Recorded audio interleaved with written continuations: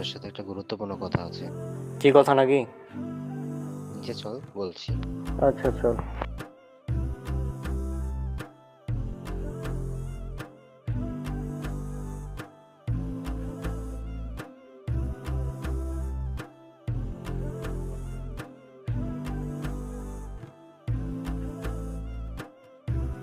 আচ্ছা, তো বস এখানে নাকি?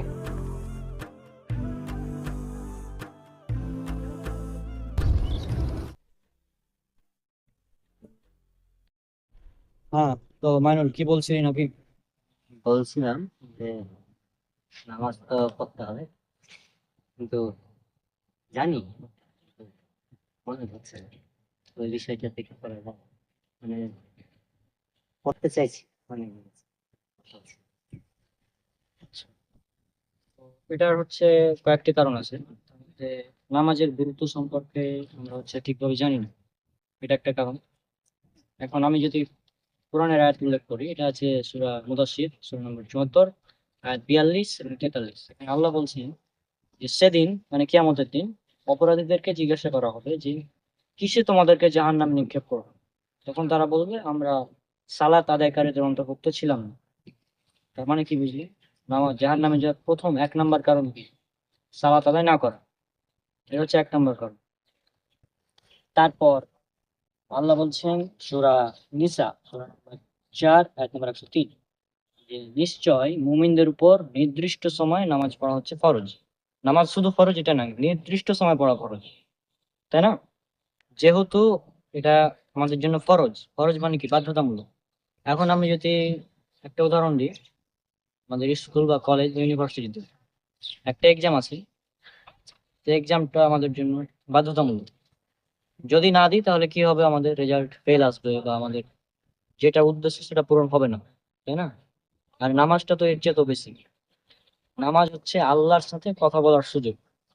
এখন যদি কোনো ফেমাস ব্যক্তির সাথে কথা বলার সুযোগ হয় আমাদের কোনোদিন, পৃথিবীর কোনো ফেমাস ব্যক্তি, ধরলাম সে কোনো ফেমাস অ্যাক্টর হতে পারে, তাহলে কি তুই বলবি যে না, আমার ওই ফেমাস অ্যাক্টরের সাথে কথা বলার প্রয়োজন নাই? এমনটা কি হবে? হুম। বরং কি করা উচিত, আমি তো আরো রেডি হয়ে তাড়াতাড়ি যাবো যে ফেমাস অ্যাক্টর আসছে, হ্যাঁ, আর আমি যাবো না, এটা হতে পারে? তো যেখানে আমরা দুনিয়ার একটা সামান্য ফেমাস অ্যাক্টর, তাকে তার সঙ্গে দেখা করার জন্য, যদিও তার সঙ্গে দেখা করার সুযোগ আমাদের হয় না, তার সঙ্গে দেখা করার জন্য আমরা এত আগ্রহ প্রকাশ করি, কিন্তু নামাজের ক্ষেত্রে আমরা সেটা প্রকাশ করছি না।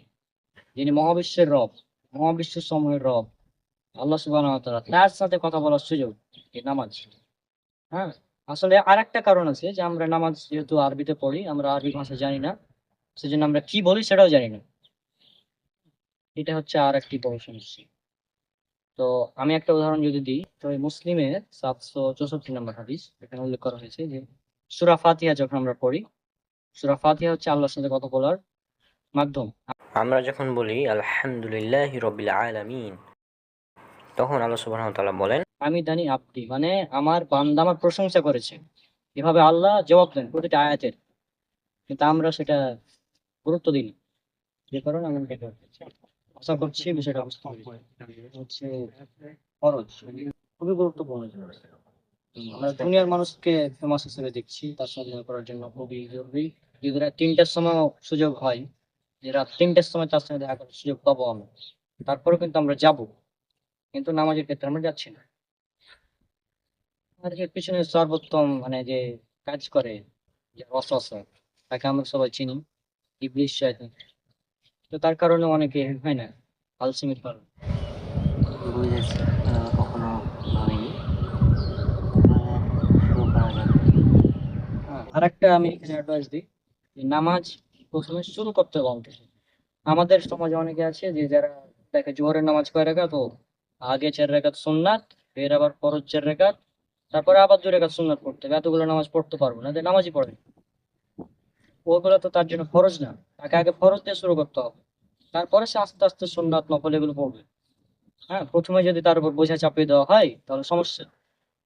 প্রথমে তাকে ১ ওয়াক্ত ধরতে হবে। আমি নিজে আগে নামাজ পড়তাম ক্লাস 9-এ থাকতে, তো আমি প্রথমে তখন শুধু মাগরিবের নামাজটা পড়তাম, তুই এটা জানিস। আমি মাগরিবের সময় মসজিদে যেতাম তখন, যখন ক্লাস 9-এ পড়তাম। অন্য নামাজ কিন্তু পড়তাম না তখন। তারপরে আস্তে আস্তে মাগরিবের সাথে ইশা ধরলাম, দেন পরে এভাবে নিজের মধ্যে সবগুলো পড়া উচিত। এইভাবে আসলে নামাজটা আমি ধরি, একে একে ধরেছি একসাথে না। আর এখন আলহামদুলিল্লাহ আমার পাঁচ ওয়াক্ত নামাজ ছুটে না, বিশেষ কোনো কারণ ছাড়া।